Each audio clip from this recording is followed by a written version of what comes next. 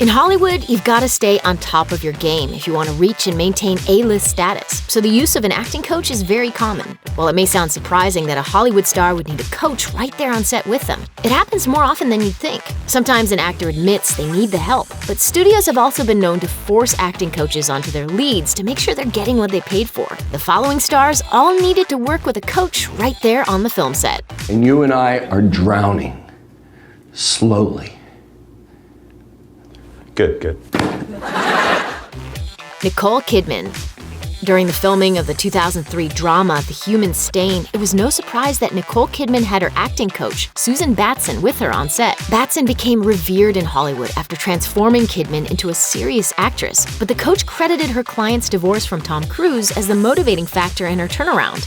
She told The Independent, "I think that what truly happened is that in the transition from the divorce from Tom, the solace that Nicole found in the work was extremely gratifying to me." Kidman claims she wouldn't be where she is today without Batson. In a quote on Batson's website, Kidman said, "She's helped me to nurture and protect truth in myself and in the characters that I've played. What I've learned from Susan is how to keep the truth alive no matter what." Lauren Conrad. When Family Guy aired its Lauren Conrad episode in 2009, Conrad provided her own voice, but she needed a little help to get it right. It was cool to see myself as a character. You're Lauren Conrad. Yeah? From the Hills. Yeah, you seem surprised. The twist in the episode is that while characters assume she's not too smart, she's actually been a genius all along. In order to handle some complex dialogue, Conrad relied heavily on an acting coach. The former star of The Hills told the Washington Post, "I had a lot of big words. I had to research some of the words because the acting coach I worked with told me if I really understood what I was talking about, it would come through a little more true." John Cena.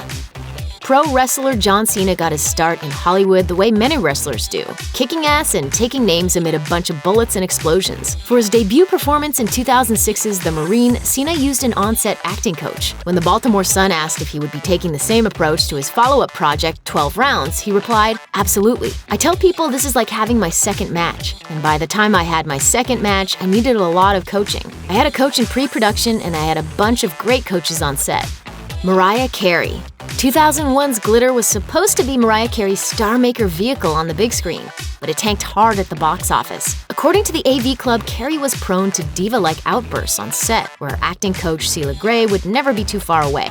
Carey and Gray reportedly became close after the pop superstar went through a messy divorce. Judging by the numerous high-profile clients listed on Gray's website, Carey was in great hands. Chuck Norris. With every B-movie that actor and martial artist Chuck Norris released, he came closer to becoming a parody of himself. But that doesn't mean he isn't 100% serious about his acting career. In 1995, he starred in Top Dog as a cop who gets partnered with, well, a police dog. What makes you think I'm gonna work with a mutt? Together, they take down a group of neo-Nazis. With a premise this bizarre, it's no wonder Norris needed an on-set acting coach. The film's editor told Slash Film, "He may not be Robert De Niro, but he busts his ass. And he takes his craft seriously, to the best of his ability. He puts the work in to be as good as Chuck can be. And he has an acting coach on the set at all times." LeAnn Rimes. Grammy-winning country singer LeAnn Rimes was just 15 when she starred in a made-for-TV movie adaptation of her book, Holiday in Your Heart. The Mississippi native told the Los Angeles Times back in 1997 that an acting coach got her through the tough times on set. When asked about the emotional scene in which she sings Amazing Grace for her terminally ill grandmother, Rimes says that the tears came very naturally to her. She explained, "The actress really reminded me of my grandmother when I started singing. I started crying, so that was not acting at all. There was an acting coach on the set, and after a while, with his help, I got really comfortable." Thanks for watching. Click the Nikki Swift icon to subscribe to our YouTube channel. Plus, check out all this cool stuff we know you'll love too.